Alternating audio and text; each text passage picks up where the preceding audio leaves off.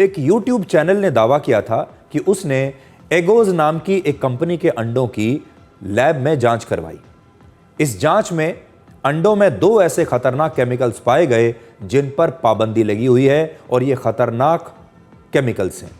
पहला है नाइट्रोफ्यूरेंस और दूसरा है नाइट्रोइमेडाजोल। अंडों को पकाने के बाद भी ये केमिकल्स उसमें मौजूद रह सकते हैं, ऐसा पता चला है। अब आप सोचिए, जब आप अंडा लेकर आए और आपने या तो अंडे को उबाल लिया या अंडे को आपने पकाया, उसके बाद भी ये केमिकल्स अंडे में मौजूद रह सकते हैं और ऐसे अंडों को खाने से आपके शरीर को बहुत नुकसान हो सकता है।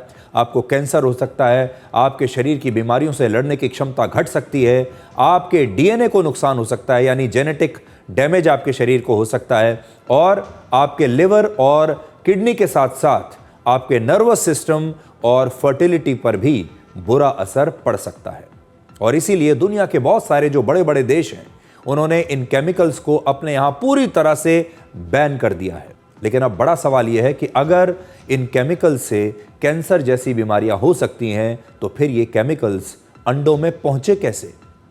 ये जो 2 केमिकल्स के नाम मैंने आपको बताए, इन दोनों केमिकल्स का इस्तेमाल मुर्गियों को बीमारियों और संक्रमण से बचाने के लिए किया जाता है, जिससे मुर्गियां लगातार और ज्यादा मात्रा में अंडे देती रहें।